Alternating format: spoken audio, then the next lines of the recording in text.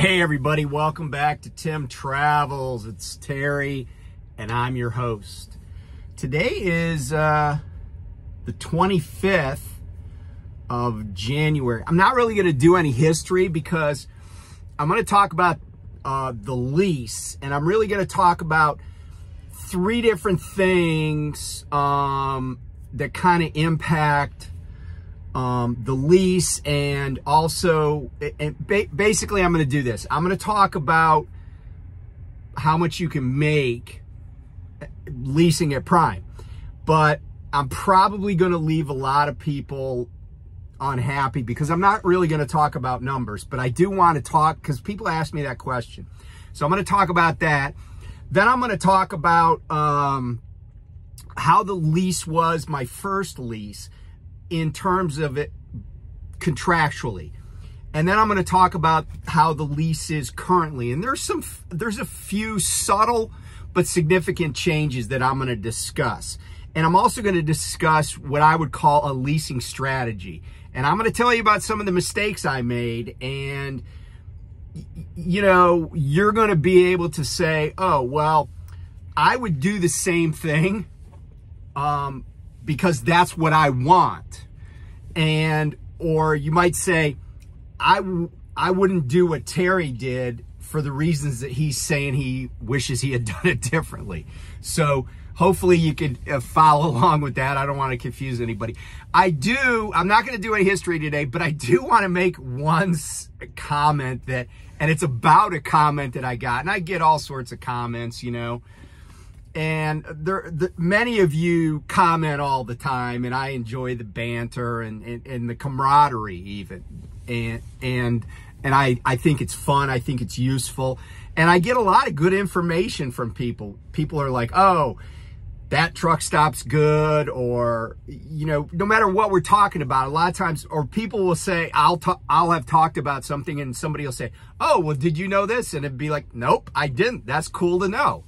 So I appreciate a lot of the comments, but every once in a while I get a comment. You know, sometimes people are like, you know, there's the people that want to, the keyboard warriors that are like, oh, you're a loser or something like that. But I got a comment the other day and I'm chuckling about it because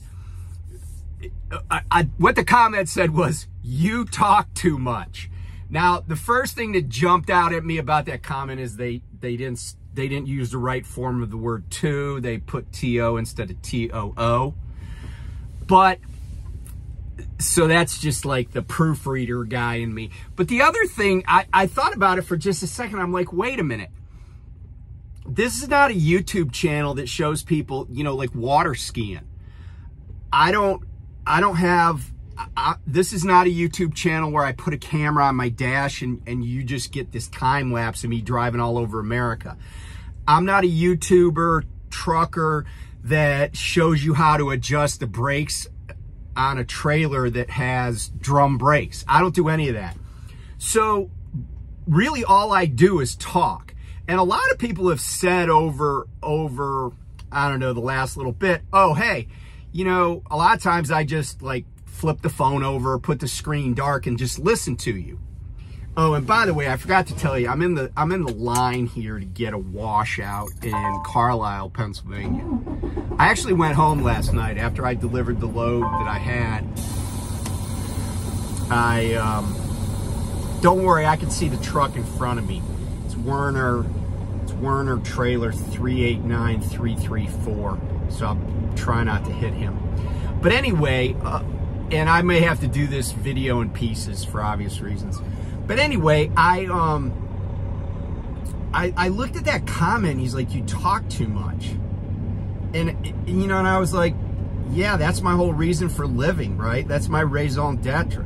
That's what I do. I talk. I talk about things that other people are interested in sometimes. And I try to share information and you know, and like I said, I enjoy the camaraderie of the channel. I've gotten to meet so many people that probably would not have talked to me, which, you know, I get. People have just come up to me at truck stops and at our terminals and at shippers. And sometimes people just, like, I was at a shipper in Maryland a few months ago.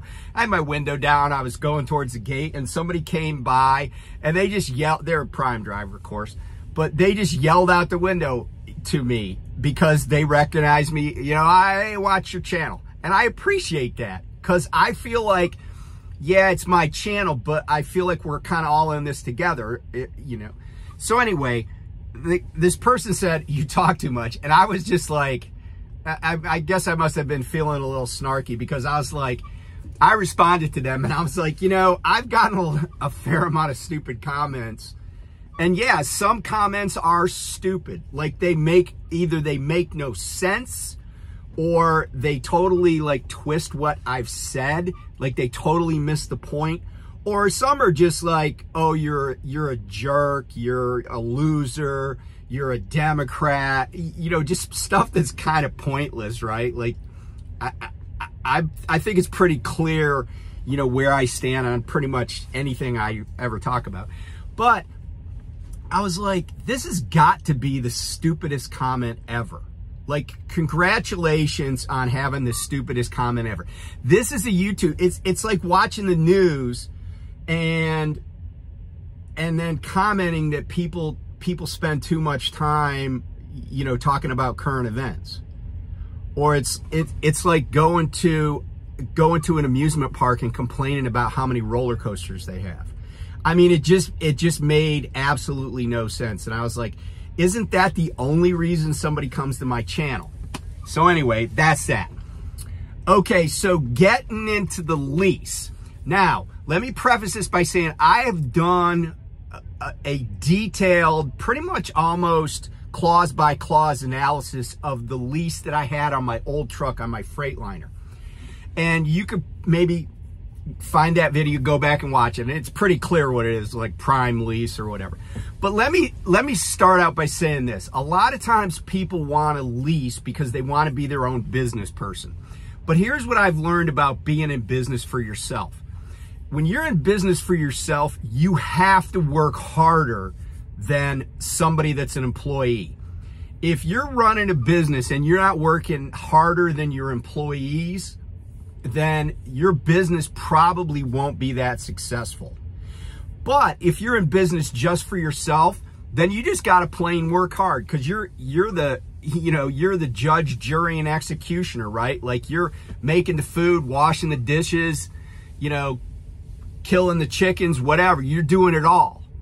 But you're going to have to invest a lot of time in it. And when it comes to trucking, I've said this before, and I know I'll say it again. The secret to making money in driving a truck is to drive a truck. In other words, these pieces of machinery only make money when they're going down the road with hopefully something in the back. That's how we make money. The wheels are turning. I'm not really making any money sitting here waiting to get a wash. However, I'm doing the prep work to make the money.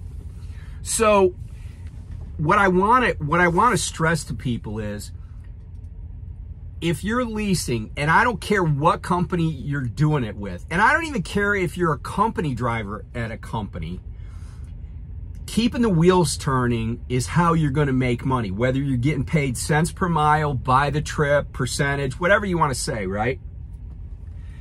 And at Prime, the maximum amount of time that you can be available is going to ensure that you have the maximum opportunity to monetize your time.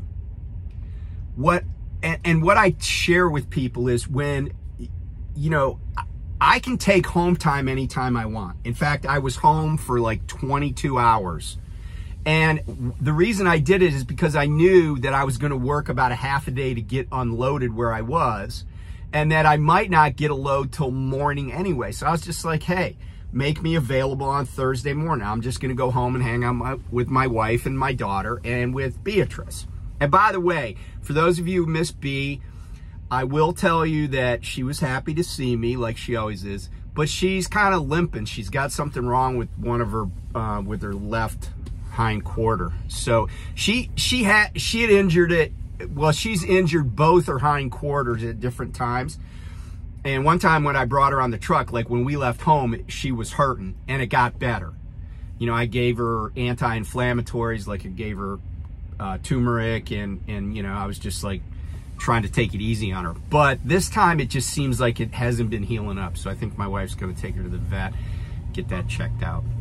But the funny thing is she still wants to play, even though she's limping around. So anyway, so I was home, but my calculus was, okay, I was finishing a load on Wednesday morning. That's payroll cutoff. And advice that Lyle has shared is good advice, and that is don't worry about payroll cutoff. However, in this particular instance, I was like, well, I'm gonna meet cutoff, and if I go home for a little bit, I'm still going to be able to get a load first thing Thursday morning. Now, it turns out I didn't get a load first thing this morning, which is okay because I was just putzing around the house. And I'm picking up tonight, but I'm also delivering tonight. Like I pick up in a couple hours up in Selinsgrove. I'm going to deliver in Frederick tonight.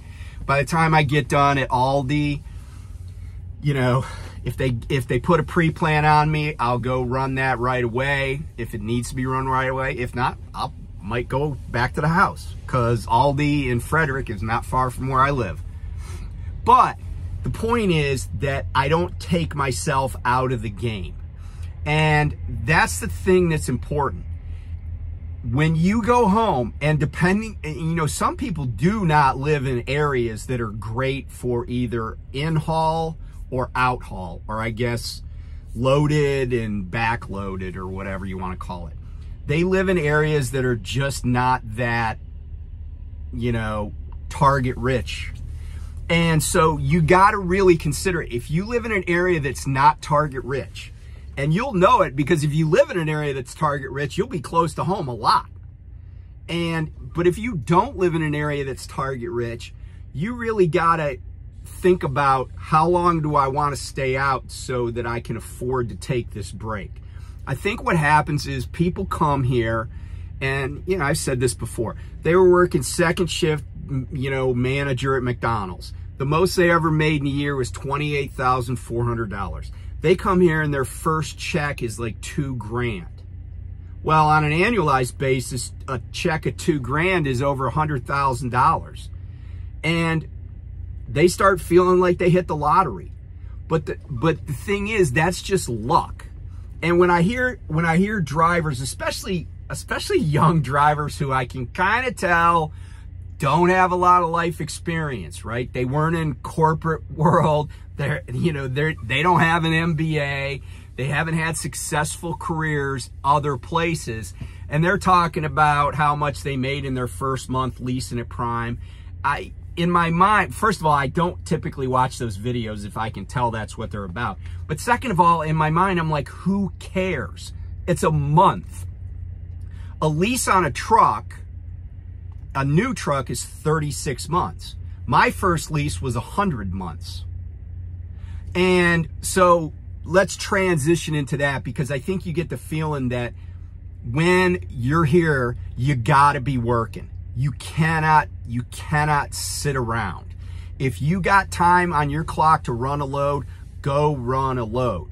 I go to the terminals, and a lot of times I'm in the terminals. I mean, I know people are waiting to get their trucks fixed and they're doing stuff, but sometimes when I go to the terminal in Springfield, especially, and I'm there on a weekend, I'm like, man, it's like this mini like trucker resort. Like, people are just hanging out. They're not, you know, they're just in the building all day. They're not, and I don't know, maybe they're on a team, maybe their truck's in the shop, maybe they're trying to get a load, but I always feel like people are taking downtime, but they're not home. So, you know, you got to run if you want to make a living at this. And if that's a problem, then it's going to be a problem making money, because there are going to be times when you're going to be down and you didn't want to. Perfect example, me. Last year in January, spent 5-6 days in Wichita, Kansas, waiting for my truck to get fixed. I had just left home. I broke down on New Year's Eve. Okay, not opportune, lost money doing it. It was really frustrating. This year, January, I sat from early Sunday morning until Thursday in Pine Bluff, Arkansas. Now, some of that I actually got detention because the load was supposed to be ready on Wednesday. But my point is, I sat. Why? Because the weather was bad. There are going to be times when you're going to have to sit. And you don't want to, but you're going to have to. So you're going to have strategies to overcome that and make this worthwhile. So having said that, let's talk about my first lease. And the reason I'm going to talk about it is because I'm going to illustrate some stuff and you're going to see how it changed. So again, if you can, go back and watch the other video. I went through it almost line by line. But let me say this about my first lease. I leased it in May of 2021. I leased a 2020 Freightliner that had, I think it had around 122,000 miles when I got it.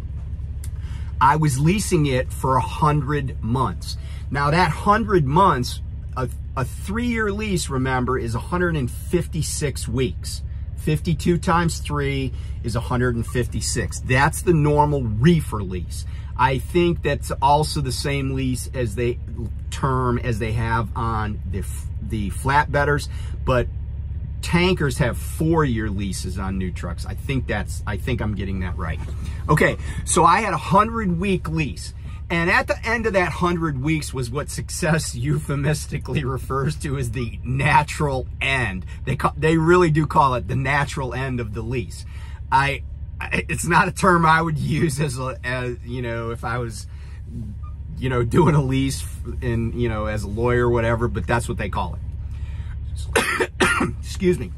So once a truck is done with its natural lease, you have a couple of options. You can turn the truck in, or you can ask to extend the lease. And essentially, when you extend the lease, it's basically a week to week.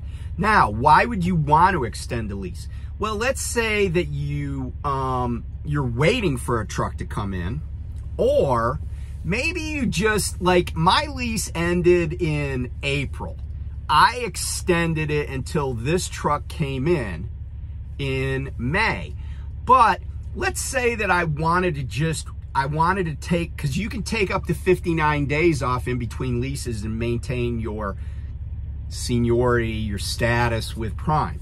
So let's say that I was like, well, I got a vacation planned and I want to take the month of July off. I'm going, you know, I'm taking the family and we're all going to like Yellowstone or something for a month. Well, I might want to just extend that lease week to week and then turn the truck in the last week in June. So I've reached the end of the natural lease. I keep running. I keep piling up money on my end of lease bonus. Because here's the cool thing about extending a lease. Once you're on the extensions, you're only 1 week away from collecting that end of lease bonus after they've netted out stuff. So it's like you're sitting on a pile of money that you're building on to every week while you're also making money every week. But if you're just like, oh, it's time for my vacation, you know, you finish your last week, you get that settlement, and then bam, you get your whatever it is on that lease. Now, the other cool thing about leasing with a truck that you don't have a 3-year lease is you can get to those end of leases quicker.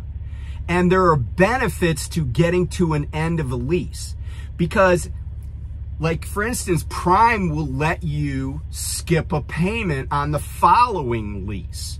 But guess what? They'll do that whether you lease for a year or 3 years. The other thing is, like I was saying, the 59 days.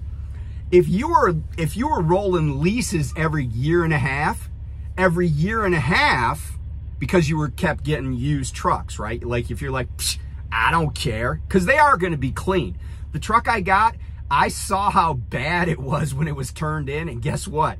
It was pretty dang clean when I got it. It was not totally perfect, but it was, you know, it was clean. Got to move up here. So, you know, you can take advantage, and that's one of the things I'm going to tell you. I regret leasing this truck for 3 years. I regret it for a couple of reasons. One is just because of the churn, but the other reason I regret it is because I really don't love this truck.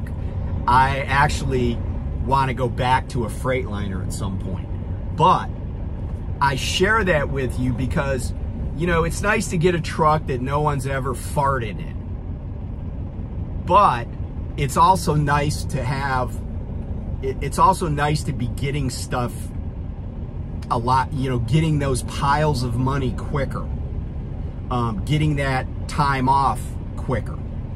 So I just share that with you as maybe a strategy. I think once I finish this lease, and I really do want to finish it, that I probably, for the rest of the time that I'm at Prime, I'm just gonna be like, what do you got? I don't care about the color. I don't care about anything. I might get my Tim Travels decals put on it by Stripes and stuff, but that's about it. I paid for a lot of things on this truck. I had to pay for all the options. You know, it's not just a stripped down or whatever you want to call it, standard truck. But I would, but again, going back, I think I would rather have just leased another Freightliner. You know, go with what you know. So anyway, that's that piece of it.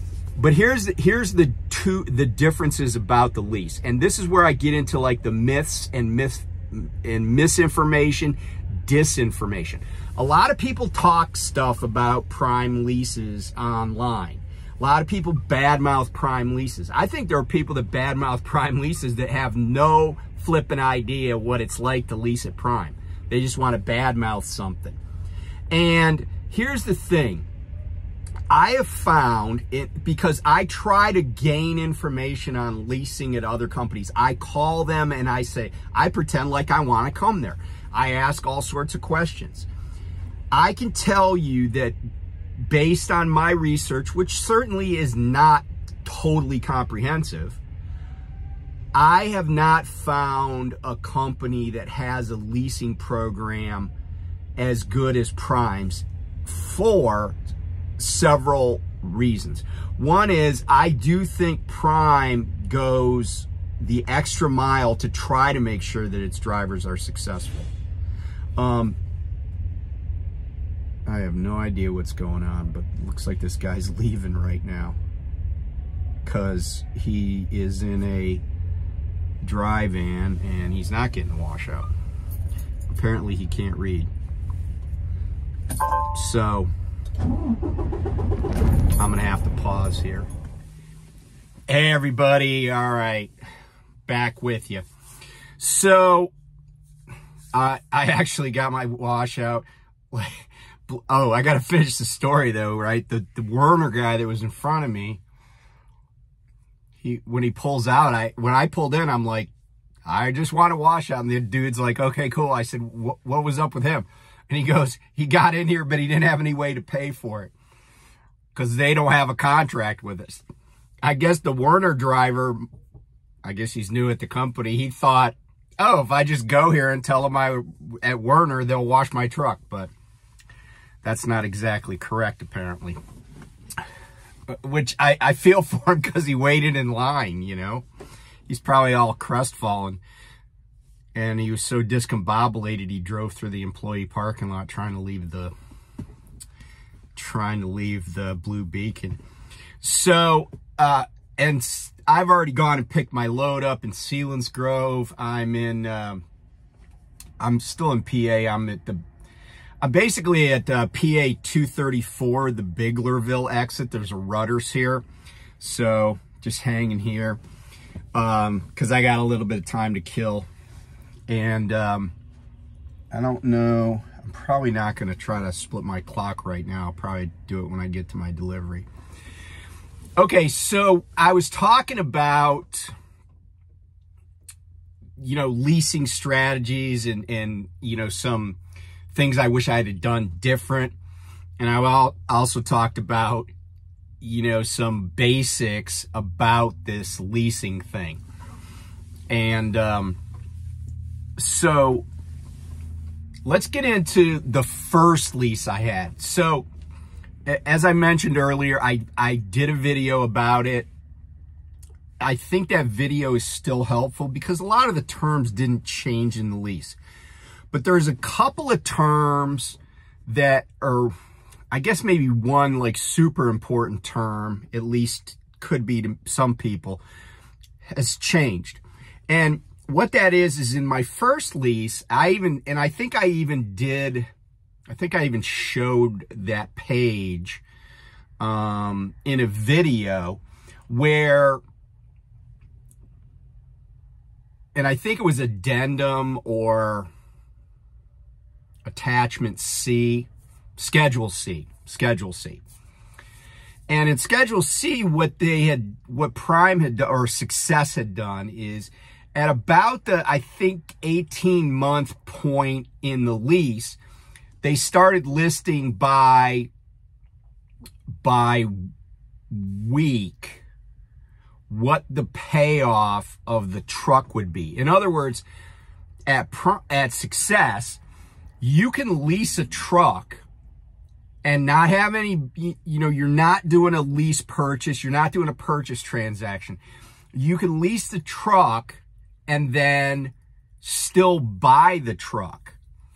So what happened with that previous lease on the Freightliner is they said, okay, at this particular week of the lease, here's what the payoff on this truck would be. And in looking at it, I remember I had a guy on my truck who was a retired accountant with the government, CPA, worked for the Army Audit Agency.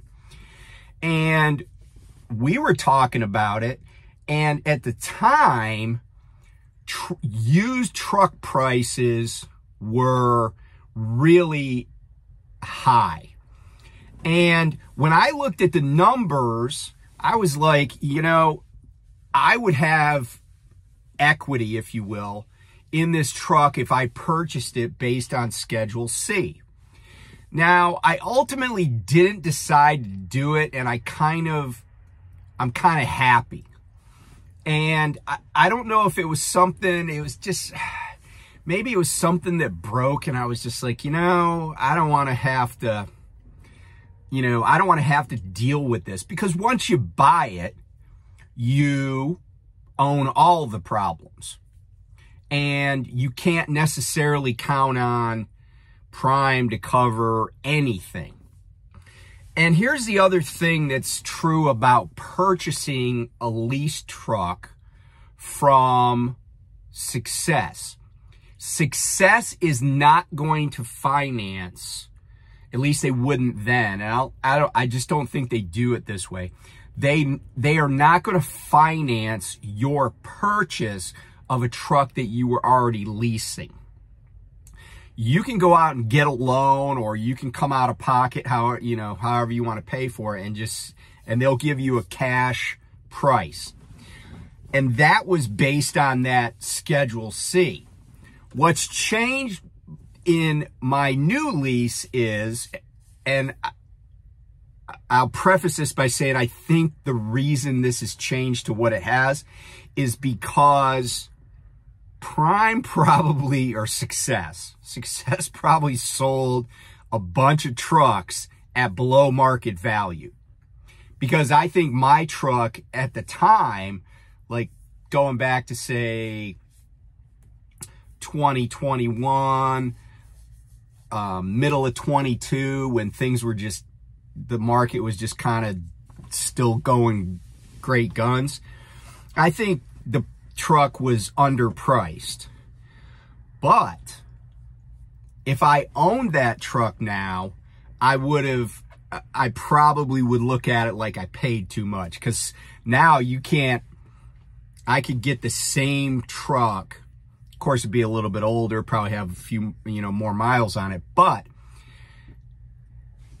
if I look at what I would have paid for it and look at depreciation, I probably could get that same truck significantly cheaper now, because there's a glut in the used truck market.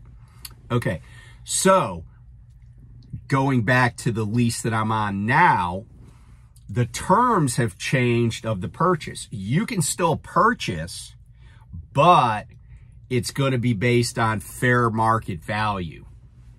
So what Success did is they got smart, I guess you'd say, and they realized that they got burned on a lot of these.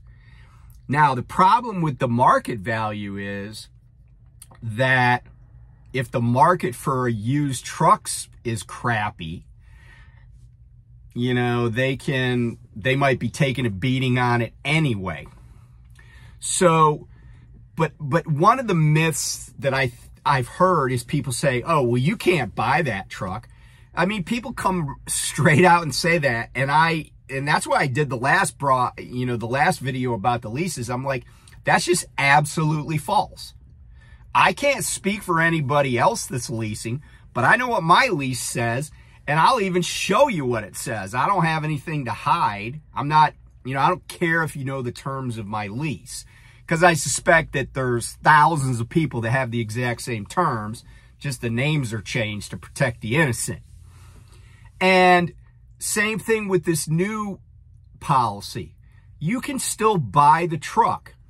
You just have to basically negotiate it, because when they say, well, we want to get market value, fair market value, that means what could we sell this truck for to somebody else? And they're going to want you to pay about that much. And the other thing that happened is, I think that they were concerned about people taking their trucks and going to, everybody talks about Landstar. I mean, I'm sure people went other places, Mercer or whoever, taking their trucks and going somewhere else.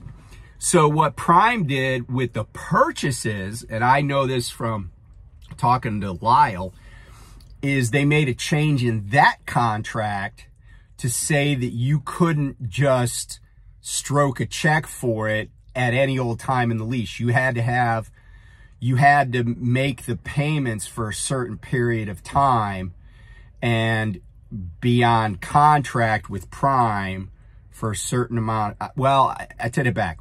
You had to make the payments for a certain period of time before you would be eligible to pay the truck off. And that term, there are going to be people like, well, that's not fair. And the truth of the matter is, that's a pretty standard thing in commercial transactions.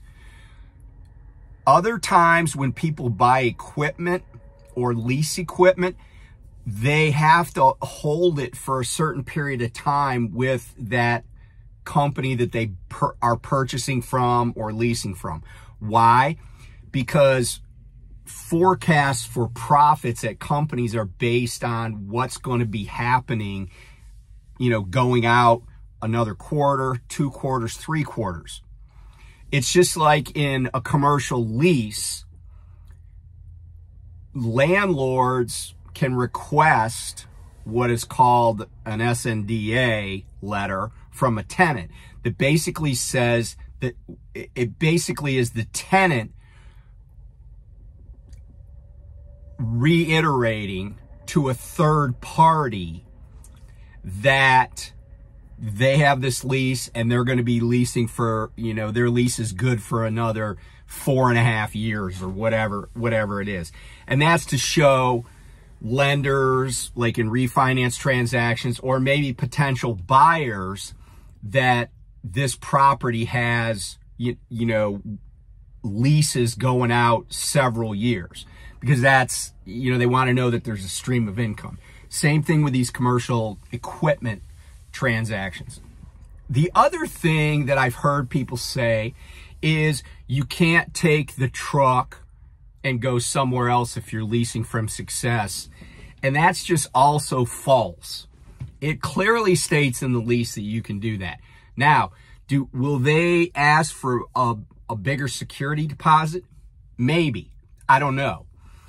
I've been told that they do, but I don't know that to be a fact.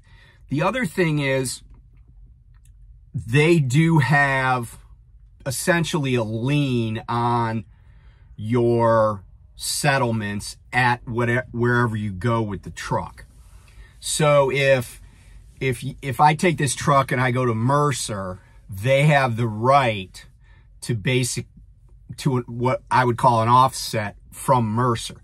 So they have the right to send a letter to Mercer and say, pursuant to this guy's lease, he has to pay us first. And accordingly, we request that you send this much from his settlements. Now, here's the thing. At Prime, if there's a shortfall, if your revenue generation does not cover the truck and APU payment and the other things you're supposed to pay, they just let you go in the hole. Which, by the way, going in the hole is essentially like saying they're extending credit to you. But at another company, that company is not going to let you go in the hole because they're not going to cover your payment. So if your payment is $1,400 all in to Success, if you don't clear for at least $1,400 after you know whatever's been paid to Mercer or whoever, then they're not going to send $1,400.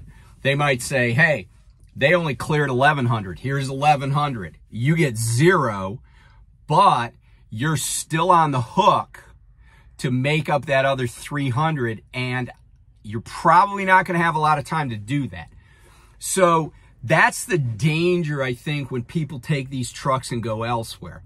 When you're at Prime or you're contracted with Prime, they're going to let you go in the hole. They're going to extend that credit. Success is not going to say they want to repo the truck just because you're in the hole.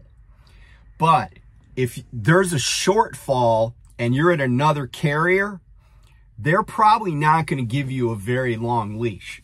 If there's a shortfall and you don't make it up within about a week or 10 days, you may be getting a call to return the truck. And certainly if there's week after week after week, there's shortfalls, I mean, why would you want to keep the truck? Why wouldn't you just want to turn it in and walk away? Because obviously you're not even making enough money to cover the truck, let alone, you know, put food on the table or put food in your mouth. So that's the other piece of it. So as I said earlier, I think the lease at Prime is pretty solid. You know, I mentioned the accountant that was one of my trainees. He made a comment one time, because I think we pay, I want to say like 15 bucks a week for the settlement statements we get. And he said, and to a lot of people who don't deal with all those numbers, that might seem excessive. Because, you know, over time, right, 15 times, well, so 15 times 50, it's about 750 bucks a year. So I guess it would be 780 bucks a year if it's $15 a week, if my math is right. Well, that seems like a lot, but because those, and this was his opinion, because those statements are so comprehensive, so detailed, and provide so much information that is useful to an accountant when they're preparing your taxes, that it's worth that.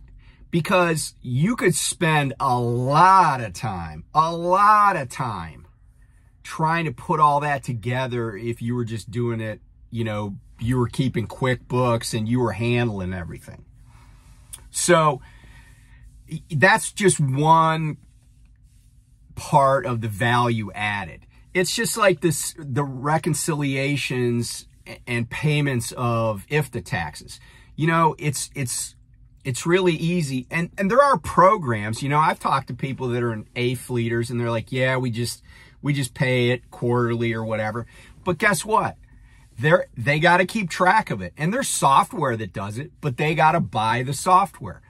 They got to stroke the check. They got to do something. So the fact that Prime does it, actually it's Trish. I think she's the IFTA lady. I mentioned her earlier. She's the one that does the ACE 2 classes. And by the way, Trish does some of the best, most detailed, most informative, like waiting on hold messages that there are at Prime. Like she's the goddess of good messages. Like everything, there's a lot of detail. I think she does a good job. So I appreciate that. But anyway, you know, Trish is working on IFTA and I've never touched it, except I put a sticker on my truck once a year and I get a piece of paper that I stick in my black book. That's it. I don't have to worry about it. And that's the part about the, you know, the leasing with success and the relationship with Prime. There are a lot of back office things that I just don't have to deal with. And because honestly, that's not my strong suit. When I practiced law, I had people that took care of stuff like that for me because it's not my strong suit. My strong suit was getting business and then, you know, doing what I needed to do to win cases or get results for clients. But like keeping track of the bills and paying the bills and sending out mail, because a lot of stuff we would have to send certified and you got to keep receipt. That is totally not in my wheelhouse. And, you know, even my payroll lady would tell you I always submit my paperwork late, or later than she would like. So anyway, that's kind of my take on the lease stuff. I know this has been lengthy, but it's an important topic. And so many people really don't understand what's going on. And like I said, there's a lot of misinformation or even disinformation. Like people are saying stuff, they got no clue. They're just trying to make somebody else unhappy about something. And they get off doing that, I guess. But if you got questions, I'm happy to answer them. I'll pull the papers out. Like we can read it in black and white. And you know, it's important. Like if you're thinking about coming to Prime and you think you want to lease, it's important that you understand that. I mean, you can do pretty well doing this. You can have a 6-figure income, but you're running a business. There's a lot of T's that need to be crossed and I's that need to be dotted. And if you don't have any inclination to take care of stuff like that and keep track of things, and you know, you might not be happy with the outcome. And you might be looking at things like the first month at Prime and 6 months in, you're turning your truck in. And there's a lot of people, you could go back 3-4 years and look at videos. Just do a YouTube, like kind of detective work. There are a lot of people that were on YouTube that were at Prime that are long gone. They haven't uploaded a video. They started 2.5 years ago and they stopped uploading videos 2 years ago. Or you know, pick some numbers. But and there's a reason for that. And it's not because they were so successful they got sick of talking about it. It's because they turned their truck in, they left the industry, something happened, and you know, it's a meat grinder, and people come and go, and sometimes pretty quickly, because it's very, very unforgiving. It's very unforgiving. It can be lucrative. It can be fun even, but it's unforgiving. And the second you quit remembering that it's unforgiving is when something bites you in the butt. So anyway, good luck to everybody. Feels like it's thawing out. Hopefully, you know, we catch a break here. I will tell you that at least in the mid-Atlantic, in El Nino years, February has been the craziest month. And I hearken back. I was talking to one of my kids the other day about when we had in Maryland, Baltimore area, we had like a huge snowstorm on Sunday, and then we had like another huge one on like Tuesday or Wednesday. And it was so bad. My wife had gone out to California. She couldn't get home. She couldn't get into Philadelphia. She couldn't get into DCA, Washington National, Reagan National. She couldn't get into BWI. Finally, she got sick of having flights canceled from the West Coast. I told her to fly into Norfolk, and I drove in my four-wheel drive pickup truck all the way basically from Westminster, Maryland to Springfield, Virginia, where 495 and 95 meet. I drove that entire distance in four-wheel drive, in four high. And at times, I was the only person out there on the road. But I did that to get through what we were getting hammered with. So anyway, that's just a little addendum, but I just share that with you. Enjoy the thaw, run as hard as you can when it's, you know, it's like 50 degrees right now here, but it's not over. I think February is there's gonna be some pretty hard curveballs coming in February. So anyway, thanks for watching, and I'll talk to you soon. Bye.